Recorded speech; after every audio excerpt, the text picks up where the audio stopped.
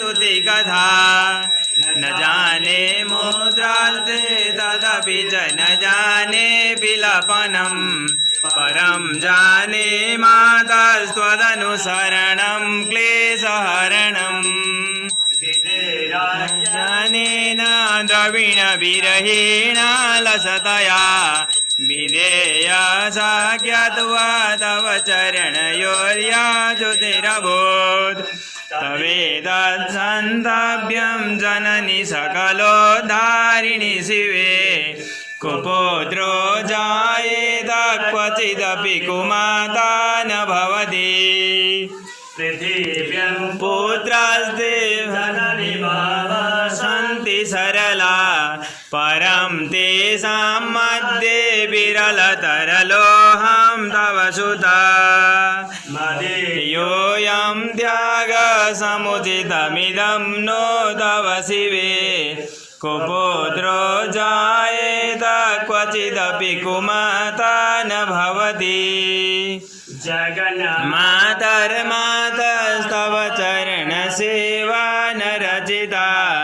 न वादतां देवी द्रविणमपि भूयस्तव मया तथापि त्वं स्नेहं मयि निरुपमं यत् प्रकुरुषे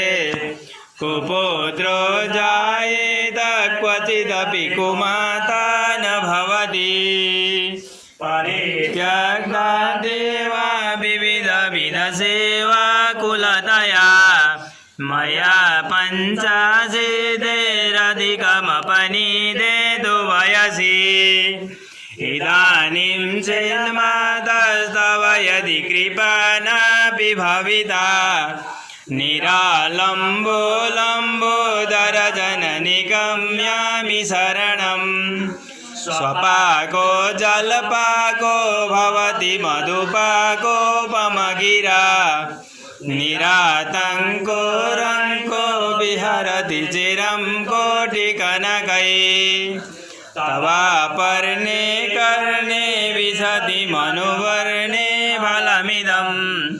जनाको जानीते जननि जपनीयं जपविदो चिताभस्मालेपो गरलमसनं दिक्पटधरो जटाधारी कण्ठे भुजगपतिहारी पशुपति कपालीभूतेषु भजति जगदीशैकपदवीं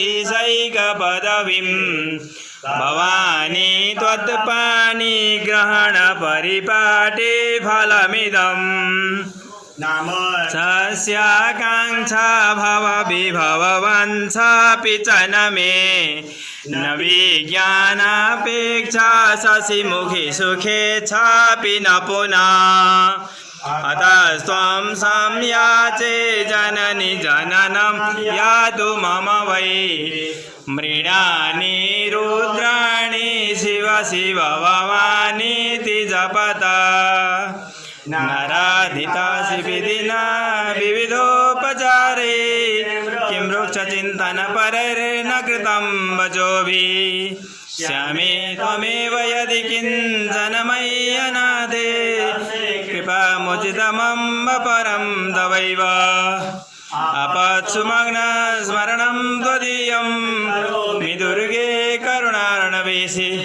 नैतसठ त्वं मम भावयेथा धुधादृशार्था जननीं स्मरन्ति जगदम्बविचित्रमत्र किं परिपूर्णा करुणास्ति चिन्मयी अपराध परंपरा परम नहि माता समुपेक्षते सुदम् मत्समापातकी नास्ति पापग्नि त्वत्समानहि एवं ज्ञात्वा महादेवी योग्यं तथा गुरु